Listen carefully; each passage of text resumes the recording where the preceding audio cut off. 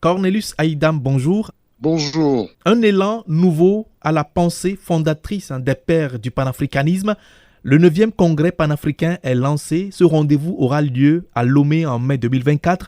D'abord, quelle lecture faites-vous du panafricanisme tel que vécu aujourd'hui? Sommes-nous toujours dans cet idéal voulu par les pères du panafricanisme? La réponse est oui. Et le panafricanisme n'a rien de nouveau, nouvel élan. Il est un et indivisible. Qu'est-ce que j'entends par là? Les pères fondateurs, notamment Kwame Nkrumah, disaient que nous sommes un continent immense, avec des ressources immenses. Et ils disaient que ce continent, à part l'aspect physique, c'est-à-dire les terres, a aussi des ressources économiques inépuisables. Qu'il faut une terre, il faut une économie, il faut une armée pour défendre la terre et l'économie. Donc, en voyant cette triptyque-là, rien n'a changé. L'Afrique a toujours ses immenses potentialités. L'Afrique a toujours besoin de se structurer et de parler au monde. C'est ce que voulaient les pères fondateurs. En plus, le panafricanisme était un credo pour retrouver notre dignité. Après l'esclavage, après le colonialisme, après les indépendances ratées, les pères fondateurs ont estimé qu'ils devaient se prendre en charge, réécrire l'histoire, apporter leur propre narratif. Donc, je dirais que le panafricanisme n'est pas éteint, il ne s'est pas assoupi, il est plus réel que jamais. L'Afrique, chosifiée de par le monde. Si la place de l'Afrique ou bien l'Afrique est marginalisée, c'est parce que le panafricanisme n'est pas réalisé. En reprenant ce segment de Kwame Nkrumah, notamment l'Afrique et ses richesses, que comprendre? Oui, Comment peut-on comprendre aujourd'hui que malgré ses richesses, on peine toujours à décoller sur le plan économique notamment? oui, c'est parce qu'il y a une structuration qui n'est pas faite. Il y a un processus qui n'est pas conduit. Et en plus, nous avons en face des compétiteurs qui ne veulent pas que l'Afrique puisse rayonner. Et ça, quelqu'un va dire que c'est de bonne guerre. Je ne sais jamais si une guerre est jamais bonne, mais c'est que l'Afrique n'a pas pris sa place. C'est pour cela. Je donne un exemple très simple pour expliquer le panafricanisme économique à ceux qui n'en savent rien. Je leur dis de voir les États-Unis d'Amérique. Les États-Unis d'Amérique, on peut les mettre à l'intérieur de l'Afrique, on peut mettre la Chine à l'intérieur de l'Afrique. L'Afrique a suffisamment de poids pour contenir ces continents-là.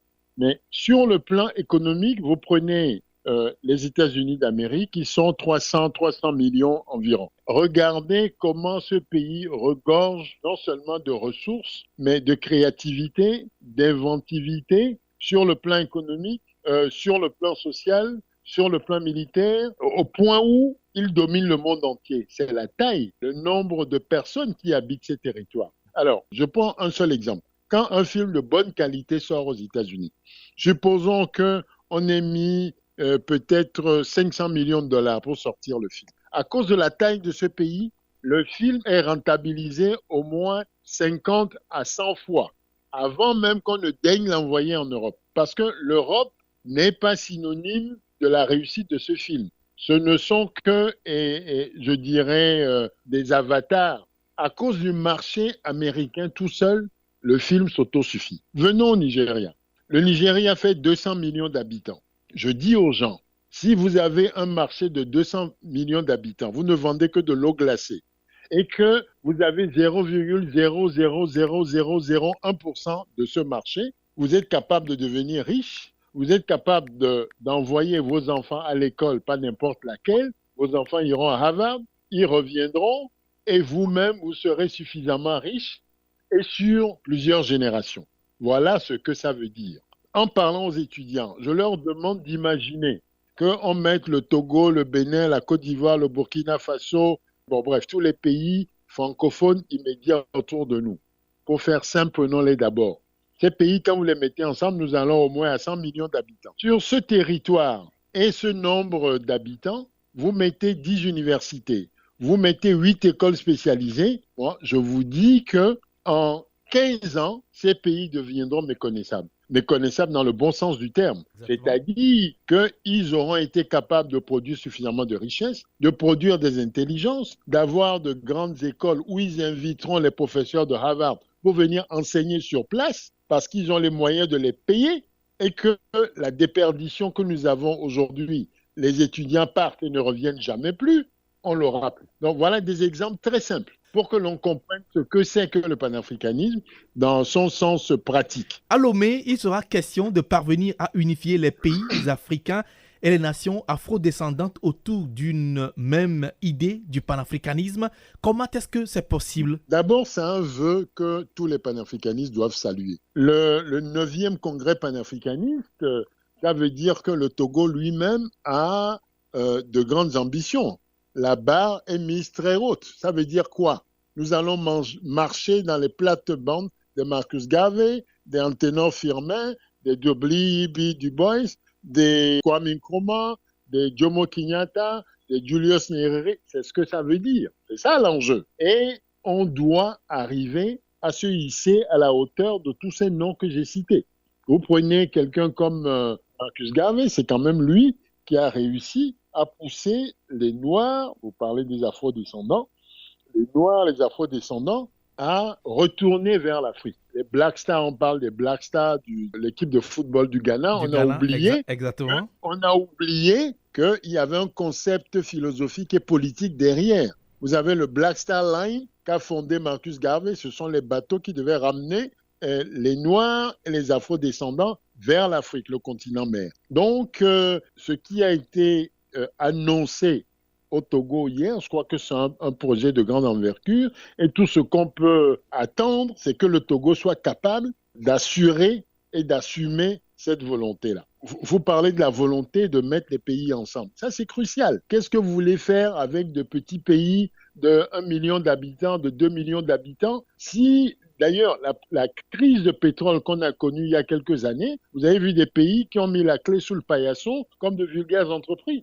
Ils n'arrivaient pas à payer. Des pays comme, sans leur faire injure, des pays comme l'Angola, qui sont de grands producteurs de pétrole, ont eu des difficultés, ils étaient méconnaissables. Mais il y a le président Barthélemy Boganda qui parlait de poussière d'État. Ça veut dire que si les pays africains ne se mettent pas ensemble pour constituer une force à la fois économique, politique et sociale et militaire, demain ne nous appartient pas. Un autre aspect de la chose que le congrès de Lomé doit soulever, à mon humble avis, le passeport. Vous avez des pays de l'Afrique centrale qui, pour aller d'un endroit à un autre, on a besoin de 14 visas. Quand on prend aujourd'hui l'espace CEDEAO, la question se pose encore quand on sait aussi que la libre circulation des biens et des personnes est actée, mais aux frontières, c'est toute une autre réalité. Absolument. Il y a des dysfonctionnements qui sont insultants pour nous, même si les autres zones africaines nous envient en disant que nous avons un passeport, on peut circuler quand même dans les 15 pays sans avoir besoin de visa, ce qui est une avancée, mais il n'en demeure pas moins que cette avancée a produit des insuffisances que vivent les populations au jour le jour, au quotidien. Donc, je pense qu'il faut non seulement éviter tout ce qui vient limiter cet acquis-là, mais avoir un passeport capable de couvrir toute l'Afrique. Moi, je suis le directeur exécutif de Pax Africana. Nous avons organisé ici une grande rencontre avec des anciens présidents, des chefs de gouvernement, et dans notre communiqué final, nous avons demandé la nécessité d'avoir un passeport africain ou panafricain, pour être plus juste. Nous avons déposé les conclusions de notre colloque sur les bureaux de l'Union africaine. Et bon an, mal an, ce concept non seulement a été accepté, mais traduit dans la réalité. Donc aujourd'hui, il y a un passeport africain. J'étais en plénière du sommet de l'Union africaine quand on a remis le premier exemplaire au président Alpha Condé parce qu'il était le président en exercice de l'Union africaine à l'époque. Donc, ce passeport existe. Ce qu'il y a aujourd'hui, c'est d'amener tous les États à l'accepter. Il faut la matérialiser. Et à démultiplier et à matérialiser. Donc, voilà les grands chantiers. Moi, je vois par exemple le Parlement panafricain. Ce Parlement, aujourd'hui, est animé par des gens qui sont désignés par des États. J'estime qu'on doit pouvoir aller à des élections où les gens se présentent et défendent des idées en faveur du panafricanisme, ce qui leur permettra d'aller s'asseoir à ce Parlement-là et parler au nom de l'Afrique. Il en est de même pour la CEDEAO. Le Parlement de la CEDEAO, les gens sont désignés, ils ne sont pas élus. Je pense que ce sera important que ce sommet puisse se pencher sur cette question-là et proposer des solutions pratico-pratiques. Justement, quand nous prenons le rendez-vous de Lomé, la place de l'Afrique dans la gouvernance mondiale sera l'un des thèmes phares du futur congrès de Lomé, justement. Est-ce que c'est une manière de reprendre en main le panafricanisme sur le plan politique, notamment, puisque aujourd'hui c'est devenu populaire, tout le monde en parle, surtout dans la jeunesse, sur les réseaux sociaux, avec des discours d'exclusion et notamment de haine? Non, le panafricanisme n'a rien à voir avec la haine. Je crois que beaucoup de jeunes gens ou de gens moins jeunes pensent que l'heure est arrivée. Je dis que l'Afrique est faite de nations et de peuples qui ne se sont pas encore exprimés. Et toute cette jeunesse a quelque chose en lui qu'il traduit ou bien qu'elle traduit de manière confuse des fois. Je prends l'exemple du président Kwame Nkrumah dans son livre Africa Must Unite, l'Afrique doit s'unir. Il dit qu'il s'est baladé dans toute l'Afrique. Il a vu comment la colonisation nous a divisés. Il y a des pays lusophones, des pays arabophones, des pays anglophones, des pays francophones, etc.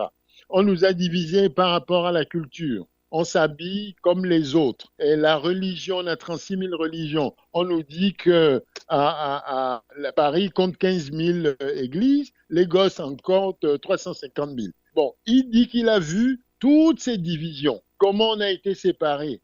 Mais quand il regarde, quand il jette un coup d'œil, il ne voit que des Africains.